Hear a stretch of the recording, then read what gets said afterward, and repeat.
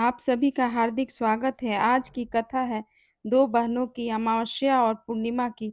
यह कथा हमें बताती है कि इंसान का भाग्य केवल धन दौलत से नहीं बल्कि उसके कर्म, सेवा, विनम्रता और सच्ची श्रद्धा से बनता है। बहुत समय पहले की बात है, एक समृद्ध राज्य में राजा धर्मपाल और रानी लीलावती राज करते थे। उनके दो पुत्र थे, वीरेंद्र और शौर्य, और दो पुत्रियां थी, अमावस्या और पूर्णिमा। पूर्णिमा का मुख चंद्रमा के समान शांत और दिव्य था। वह सुबह से संध्या तक भगवान शिव की आराधना करती, तुलसी को जल चढ़ाती, गरीबों को भोजन कराती और अपने माता पिता की सेवा करती। घर के कामों में भी वह हमेशा आगे रहती थी। दूसरी ओर अमावस्या को राशि ठाट बाट बहुत पसंद था। वह दिन भर श्रृंगार करती, नौकरों पर क्रोधित होती और पूजा पाठ को व्यर्थ का काम समझती थी। उसे गरीबों की सेवा करना बिल्कुल पसंद नहीं था। फिर भी दोनों बहनें एक दूसरे से बहुत प्रेम करती थी। पूर्णिमा कभी अपने बहन के बुरे व्यवहार का बदला नहीं लेती थी। वह हमेशा यही सोचती थी कि एक दिन अमावस्या भी समझ जाएगी कि जीवन में धन से ज्यादा महत्वपूर्ण अच्छे कर्म होते हैं। लेकिन राजा और रानी पूर्णिमा के प्रति उतना प्रेम नहीं रखते थे। वे अमावस्या और अपने दोनों पुत्रों को अधिक महत्व देते थे। समय बीतता गया, दोनों राजकुमारों का विवाह हो गया। अब दोनों राजकुमारियों के विवाह की बारी आई। एक दिन रानी ने राजा से कहा, महाराज, पूर्णिमा को किसी साधारण परिवार में विवाह दीजिए। उसे पूजा पाठ और भजन कीर्तन पसंद है। बड़े घर में जाकर वह यह सब नहीं कर पाएगी, इसलिए किसी गरीब के घर में ही उसका विवाह करना उचित होगा। राजा ने कहा, ठीक है, और अमावस्या के लिए कोई अच्छा राजघराना देखना चाहिए। रानी बोली, दोनों का विवाह एक साथ कर दीजिए। कुछ समय बाद पास के राज्य के राजकुमार के साथ अमावस्या का विवाह तय हो गया। वह धनवान था और उसका परिवार बहुत संपन्न था। वहीं पूर्णिमा का विवाह उसी राज्य के एक गरीब किसान के बेटे से कर दिया गया। वह युवक शांत, मेहनती और बहुत सरल स्वभाव का था। विदाई के समय अमावस्या को सोने चांदी के आभूषण, सुंदर वस्त्र, नौकर चाकर और धन दिया गया। पूर्णिमा को कुछ साधारण वस्त्र और तुलसी का एक छोटा सा पौधा दिया गया। रानी मन ही मन मुस्कुराई और सोचने लगी, अब देखते हैं कि पूजा पाठ करने वाली पूर्णिमा गरीब घर में कैसे रहती है। दोनों बहनें अपने अपने ससुराल चली गई। अमावस्या राजमहल में सुख सुविधाओं के बीच रहने लगी। उसका पति भी धन के कारण बहुत घमंडी था। दूसरी ओर पूर्णिमा अपने छोटे से घर में रहने लगी। घर में ज्यादा सामान नहीं था, लेकिन उसके पति का स्वभाव बहुत अच्छा था। वह पूर्णिमा का सम्मान करता था। पूर्णिमा ने तुलसी का पौधा आंगन में लगाया और प्रतिदिन उसे जल देने लगी। वह सुबह भगवान शिव की पूजा करती और फिर घर के काम में लग जाती। जो थोड़ा भोजन बनता उसमें से भी जरूरतमंदों के लिए कुछ न कुछ बचा लेती। एक दिन अमावस्या ने अपने घर पर शिव चालीसा का आयोजन रखा। उसने पूरे गांव की महिलाओं को बुलाया, लेकिन अपनी बहन पूर्णिमा को जानबूझकर निमंत्रण नहीं दिया। पूर्णिमा अपने घर के बाहर बैठी थी, तभी कुछ महिलाएं वहां से गुजरते हुए बोली, अरे पूर्णिमा बहन, तुम्हारी बहन के घर शिव चालीसा का पाठ है, तुम हमारे साथ चलो। पूर्णिमा ने कहा, बहनों, उसने मुझे नहीं बुलाया है, मैं बिना बुलाए कैसे जाऊं। महिलाओं ने समझाया, पूजा पाठ में निमंत्रण की क्या आवश्यकता, आखिर वह तुम्हारी बहन है, चलो हमारे साथ चलो। पूर्णिमा ने भगवान शिव का नाम लिया और उसके साथ चली गई। लेकिन जैसी अमावस्या ने उसे देखा, उसका चेहरा क्रोध से भर गया। वह बोली, जब मैंने तुम्हें नहीं बुलाया था तो तुम यहाँ क्यों आई हो? जरा अपने कपड़े देखो, मैंने घर आए लोगों के बीच मेरी इज्जत मिट्टी में मिला दी। अब चुपचाप किसी कोने में बैठी रहना। पूर्णिमा चुपचाप एक कोने में बैठ गई। उसने अपनी बहन को कोई उत्तर नहीं दिया। उसकी आंखों से आंसू निकलने लगे। उसने मन ही मन भगवान शिव से कहा, हे भोलेनाथ, मेरा अपराध क्या है? मैं पूजा करती हूँ, गरीबों की सेवा करती हूँ, अपने बड़ों का सम्मान करती हूँ, फिर मेरे जीवन में इतना दुख क्यों है? प्रभु, यदि मेरी भक्ति सच्ची है तो मेरा मार्ग दिखाइए। शिव चालीसा समाप्त हुआ। अमावस्या ने सभी महिलाओं को प्रसाद दिया, लेकिन पूर्णिमा को जानबूझकर प्रसाद नहीं दिया। पूर्णिमा बिना कुछ कहे वहां से निकल गई। रास्ते में उसे चिंता हुई कि घर जाकर बच्चे प्रसाद मांगेंगे तो क्या कहेगी। तभी उसे अपने मायके जाने का विचार आया। वह उसी रास्ते पर आगे बढ़ने लगी। कुछ दूर जाने पर उसे एक तुलसी का पौधा दिखाई दिया। उसके पास एक वृद्ध माता बैठी थी। वृद्धा ने कहा, बेटी, जरा मेरी सहायता कर दो, यह तुलसी सूख रही है, इसमें थोड़ा जल डाल दो और इस चबूतरे को साफ कर दो। पूर्णिमा ने तुरंत पानी लिया, उसने तुलसी को जल दिया और चबूतरे की सफाई कर दी। वृद्धा के पैर दुख रहे थे। पूर्णिमा ने उनके चरण दबाए और पूछा, माताजी अब कोई और काम है?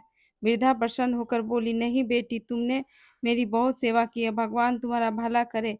जब मायके से वापस लौटो तो मुझसे मिलकर जाना। पूर्णिमा ने उनके चरण छुए और आगे बढ़ गई। कुछ दूर चलने के बाद उसे एक शिव मंदिर दिखाई दिया। मंदिर के बाहर एक वृद्धा बाबा बैठे थे।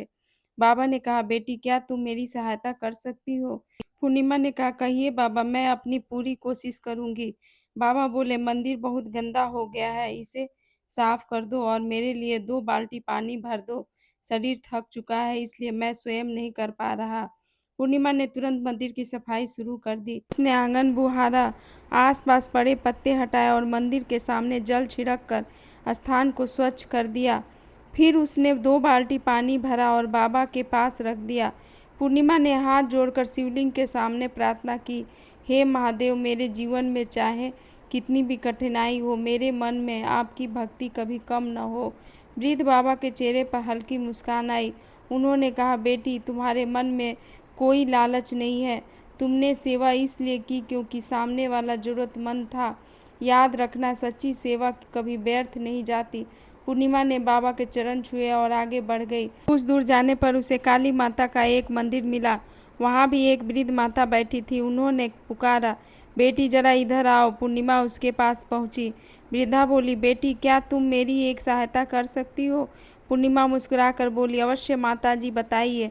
वृद्धा ने कहा, मंदिर के पीछे कुछ सूखे पत्ते पड़े हैं, उन्हें साफ कर दो और वहाँ दीपक जला दो। पूर्णिमा ने बिना देर किए झाड़ू उठाई और मंदिर की सफाई करने लगी।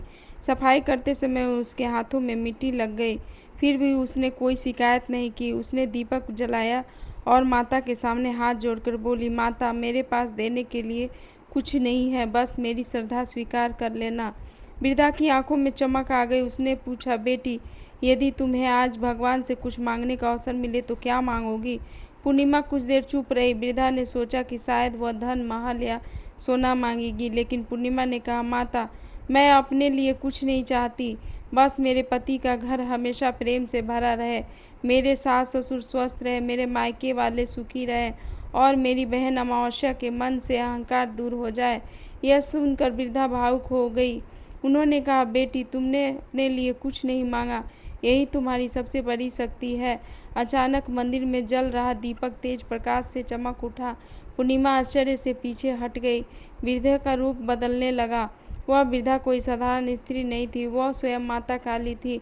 पूर्णिमा हाथ जोड़कर उनके चरणों में गिर पड़ी। माता ने कहा, बेटी, तुम्हारी सेवा, विनम्रता और भक्ति की परीक्षा ली गई थी। तुमने हर परीक्षा बिना शिकायत के पूरी की है। माता ने उसे आशीर्वाद दिया और कहा, अब अपने मायके जाओ, लेकिन रास्ते में जिस वृद्धा से तुमने तुलसी की सेवा की थी उसे भूलना मत। पूर्णिमा ने माता को प्रणाम किया। जब वो वापस उसी रास्ते से पहुंची तो वही वृद्धा तुलसी के पास बैठी थी। पूर्णिमा ने उनके चरण छुए। वृद्धा मुस्कुराई और बोली, बेटी, तुम्हारी परीक्षा पूरी हुई। इतना कहते ही उनके चारों ओर प्रकाश फैल गया। पूर्णिमा ने देखा कि वह वृद्धा स्वयं माता लक्ष्मी का दिव्य रूप थी। माता ने कहा, तुमने सूखती तुलसी को जल दिया और जरूरतमंद की सेवा की, तुम्हारे घर में कभी अन्न की कमी नहीं होगी। माता ने उसे एक छोटी सी पोटली दी और कहा, इसे अपने घर जाकर ही खोलना। पूर्णिमा ने पोटली अपने सिर से लगाई और आशीर्वाद लिया। अब वो अपने मायके पहुंची। राजमहल में उसके माता पिता ने उसे देखा तो रानी ने कहा, अरे पूर्णिमा, तुम इतनी जल्दी क्यों आ गई? अपने गरीब ससुराल में मन नहीं लग रहा क्या? पूर्णिमा ने विनम्रता से कहा, नहीं माताजी, मेरे पति बहुत अच्छे हैं, मैं तो आप लोगों से मिलने आई हूँ। रानी ने उसे देखकर ताना मारा, तुम्हारी हालत देखकर लगता है तुम्हारे घर में बहुत सुख है। पूर्णिमा चुप रही। उसने अपनी माँ को कोई उत्तर नहीं दिया। रात में वो अपने मायके के छोटे से कमरे में सो गई। अगली सुबह जब वो अपने ससुराल लौटने लगी तो उसने माता काली और तुलसी वाली वृद्धा का आशीर्वाद याद किया। घर पहुंचकर उसने पोटली खोली। पोटली में कुछ बीज और छोटा सा दीपक था। पूर्णिमा ने उन बीजों को अपने आंगन में बो दिया और प्रतिदिन तुलसी के पास दीपक जलाने लगी। कुछ ही दिनों में उसके आंगन में सुंदर पौधे उग गए। उन पौधों पर असाधारण रूप से सुंदर फल लगने लगे। जब उसके पति ने फल बाजार में बेचे तो उन्हें बहुत अच्छा मूल्य मिला। धीरे धीरे उनके घर की स्थिति सुधरने लगी, लेकिन पूर्णिमा ने अपना स्वभाव नहीं बदला। पहले की तरह वह गरीबों को भोजन कराती, मंदिर साफ करती और भगवान शिव की पूजा करती रही। उसके पति ने कहा, पूर्णिमा, यह सब तुम्हारी भक्ति और अच्छे कर्मों का परिणाम है। पूर्णिमा मुस्कुराकर बोली, नहीं स्वामी, यह भगवान की कृपा है। हमें कभी घमंड नहीं करना चाहिए। उधर अमावस्या के जीवन में धीरे धीरे परिवर्तन आने लगा। जिस राजकुमार से उसका विवाह हुआ था वह अत्यधिक घमंडी और खर्चीला था। वह बिना सोचे धन खर्च करता रहा। एक दिन राज्य के व्यापार में भारी नुकसान हो गया। महल की संपत्ति कम होने लगी। नौकर एक एक करके चले गए। सोना चांदी के आभूषण बिकने लगे। अमावस्या पहली बार समझने लगी कि धन हमेशा किसी के पास नहीं रहता, लेकिन उसका पति अब भी घमंड नहीं छोड़ रहा था। एक दिन अमावस्या को अपनी बहन पूर्णिमा की समृद्धि के बारे में पता चला। वह हैरान रह गई। जिस बहन को वह गरीब समझकर अपमानित करती थी, वो उसके घर में अब सुख समृद्धि थी। अमावस्या ने सोचा, आखिर उसके पास ऐसा क्या है जो मेरे पास नहीं। वह एक दिन पूर्णिमा के घर पहुंची। पूर्णिमा ने उसे देखते ही खुशी से गले लगा लिया। अमावस्या को आश्चर्य हुआ। जिस बहन का उसने अपमान किया था, वही बहन आज भी उसे प्रेम से स्वीकार कर रही थी। अमावस्या ने पूछा, बहन, तुम्हारे घर की यह सारी समृद्धि कैसे आई? पूर्णिमा ने उसे पूरी बात बता दी। तुलसी वाली वृद्धा, शिव मंदिर के बाबा और काली माता की परीक्षा के बारे में। अमावस्या ने सब सुना, लेकिन उसके मन में फिर भी एक लालच पैदा हो गया। उसने सोचा, यदि मुझे भी ऐसा ही आशीर्वाद मिल जाए तो मेरा घर फिर से धनवान हो जाएगा। वह अगले ही दिन उसी रास्ते पर निकल पड़ी। सबसे पहले वह तुलसी के पास बैठी वृद्धा के पास पहुंची। वृद्धा ने कहा, बेटी, मेरी तुलसी सूख रही है, थोड़ा जल डाल दो। अमावस्या ने कहा, पहले मुझे बताओ कि पूर्णिमा को तुमने क्या दिया था?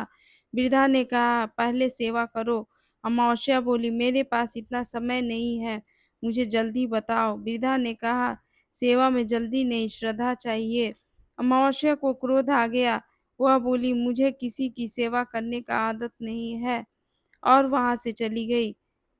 फिर वह शिव मंदिर पहुंची। वहां वही वृद्धा बाबा बैठे थे। बाबा ने कहा, बेटी, मंदिर गंदा है, इसे साफ कर दो। अमावस्या ने कहा, मैं राजघराने की बहू हूँ, मैं झाड़ू कैसे लगाऊंगी? बाबा ने कहा, बेटी, मंदिर की सफाई में छोटा बड़ा कुछ नहीं होता।